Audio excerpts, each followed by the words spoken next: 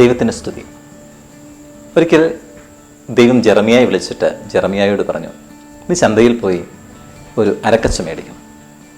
വെള്ളം നനയ്ക്കാതെ കുറേ നാൾ അത് നീ ധരിക്കണം. അതിനുശേഷം അത് കൊണ്ടുപോയി ദൂരെ ഒരു പാറയിടുക്കിൽ ഒളിപ്പിച്ചു വെക്കണം. ഏറെ നാളുകൾക്ക് ശേഷം ദൈവം വീണ്ടും ജെറമിയായോട് പറഞ്ഞു, നീ ഒളിപ്പിച്ചു വെച്ച ആ അരക്കച്ച പോയി എടുത്തുകൊണ്ടുവരിക. ജെറമിയ പോയി നോക്കുമ്പോൾ മണ്ണോട് ചേർന്ന് ജീർണിച്ചു പോയ അരക്കച്ചയാണ് കാണുക.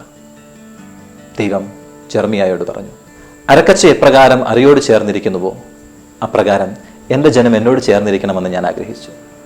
പക്ഷെ നിങ്ങൾ മറുതലിച്ച് നിങ്ങൾ പാറക്കൂട്ടങ്ങളിൽ പോയി ഒളിച്ചു. നിങ്ങൾ ജീർണിക്കപ്പെടും. ഈശോയിൽ പ്രേമുള്ളവരെ, അരക്കച്ച അരയോട് ചേർന്നിരിക്കുന്നത് പോലെ തൻ്റെ ജനത്തെ, നമ്മെ തന്നോട് ചേർത്ത് വയ്ക്കാൻ ദൈവം ആഗ്രഹിക്കുമ്പോഴും അവിടെ നിന്ന് കുതറി മാറി നമ്മുടേതായ ലോകങ്ങളിലേക്ക് വിഹരിക്കുവാനായിട്ട് പലപ്പോഴും നമ്മൾ പരിശ്രമിക്കുമ്പോൾ അത് നമ്മുടെ തന്നെ നാശത്തിന് കാരണമായി തീരും.